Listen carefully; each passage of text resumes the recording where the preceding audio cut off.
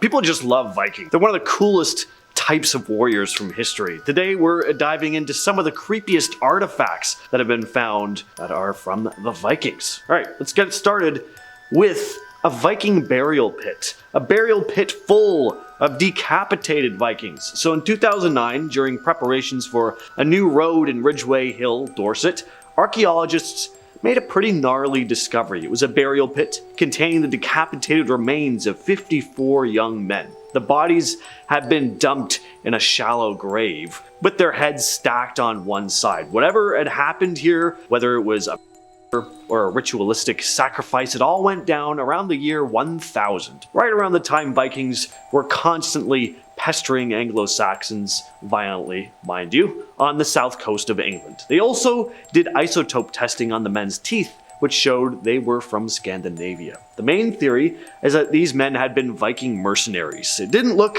like they'd been killed haphazardly though. Their wounds looked like they'd been made pretty clean and methodically, so there's a good chance they'd been rounded up and sent back to Odin at the hands of a sword through the neck. Next on the list, we have Viking Bog Bodies. For starters, what are bog bodies? Well, they're bodies that were buried in bogs. Well, what happens in this case is that they end up being preserved relatively well, similar to mummification, but they're incredibly creepy. The skin becomes pure black. They end up looking like raisin people. Now, bog bodies aren't unique to Viking Age Scandinavia. They've been around in different parts of Europe.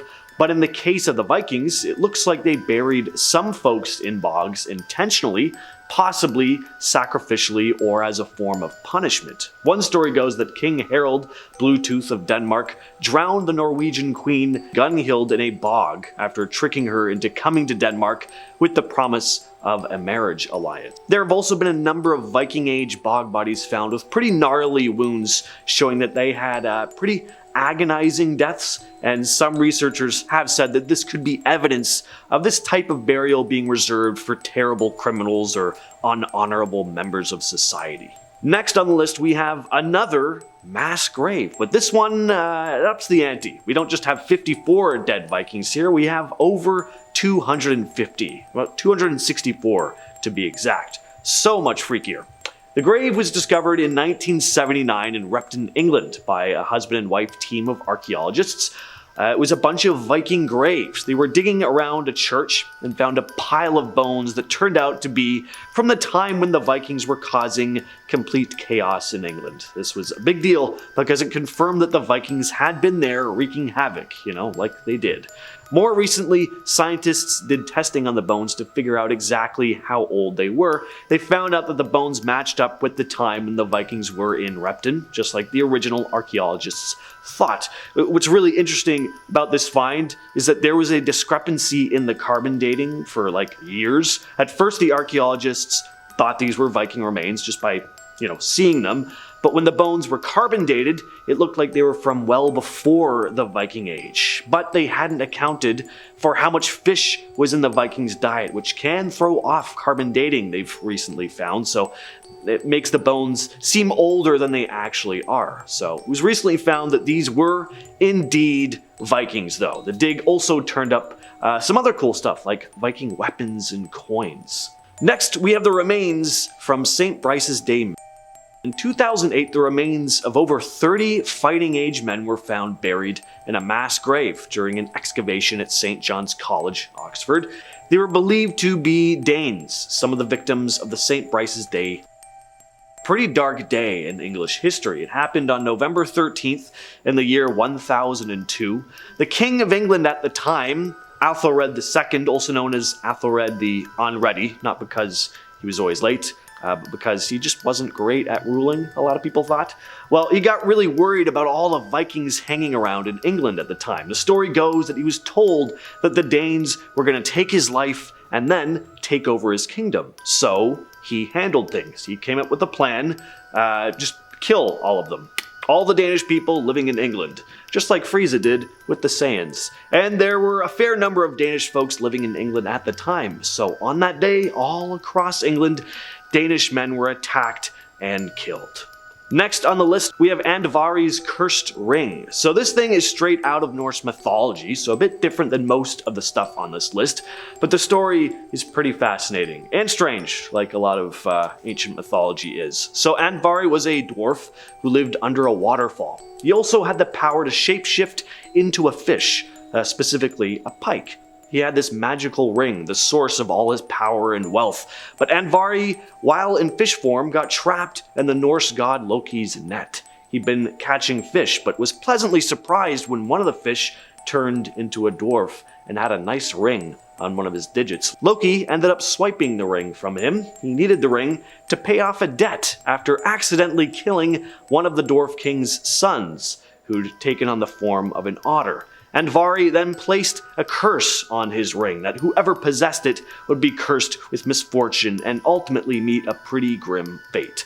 Well, Loki gave the ring to the dwarf king Hredmar to make amends, but it turned out that Andvari was also one of Hredmar's sons. Not knowing the ring was now cursed, tragedy befell pretty much his entire family. His sons became greedy for the ring and all met pretty grim fates once they got their hands on it. I'm summing things up, of course. This story would be the length of the entire video if I went into every detail, but this story probably does sound a bit familiar. Yes, it is one of the many pieces of ancient mythology that inspired Tolkien when writing Lord of the Rings.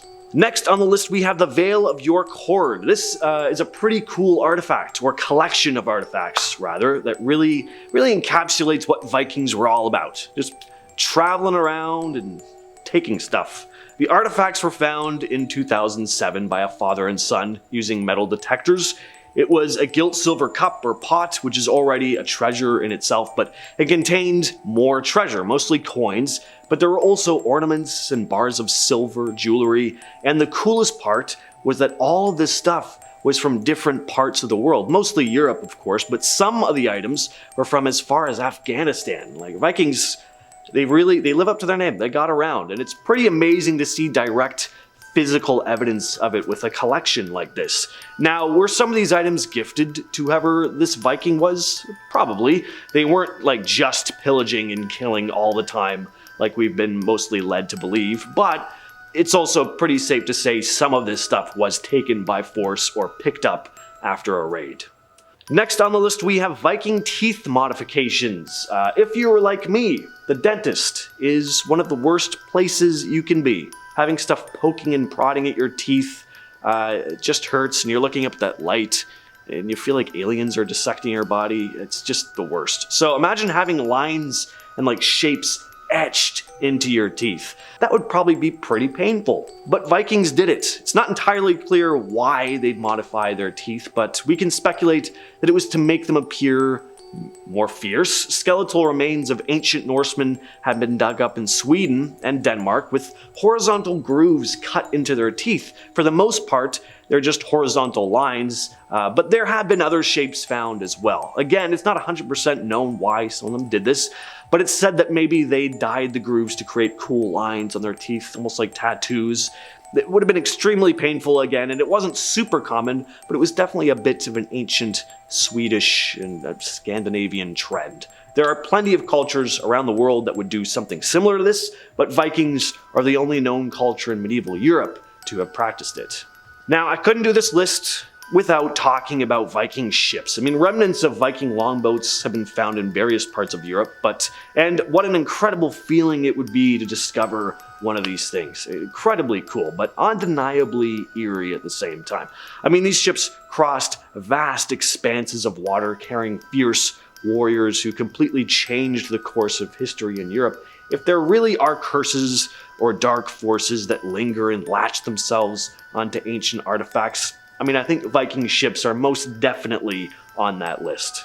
And the same goes for their weapons. I'm not quite sure what would be cooler to find. A longboat, a piece of Viking armor, or a weapon. I like swords, so I'm gonna go with a weapon, but let me know what you'd want to find down in the comments. Cursed swords and axes are pretty prevalent in Viking mythology, but again, if cursed objects really are a thing, pretty safe to say that these weapons that took the lives of so many unfortunate souls during Viking raids probably have some dark energy lingering on them of some kind. Again, if you believe in that sort of thing. And we're finishing off today's list with Naglfar, the ship of the dead. So in Norse mythology, Naglfar is this massive ship made entirely from the fingernails and toenails of the dead, which is pretty metal. Naglfar is said to be destined for a pretty ominous purpose. During Ragnarok, which is basically the end of the world in Norse beliefs, Naglfar is supposed to set sail. It's helmed by the giants, who are the enemies of the gods, and when Naglfar sails during Ragnarok, it's a sign that things are about to get very chaotic and apocalyptic. The idea of a ship made from nails might sound pretty strange, but in Norse mythology it's all about symbolism and like just dramatic imagery. Naglfar represents this looming threat, this unstoppable force that signals the coming of Ragnarok and the ultimate showdown between the forces of good and the forces of evil. But a ship made of the fingers and toenails of the dead that sets sail at the coming of the apocalypse, that's about as cursed as it gets, I think. Alright, with all that said, I've been your host James, and I'll catch you, yes you specifically, in the next video.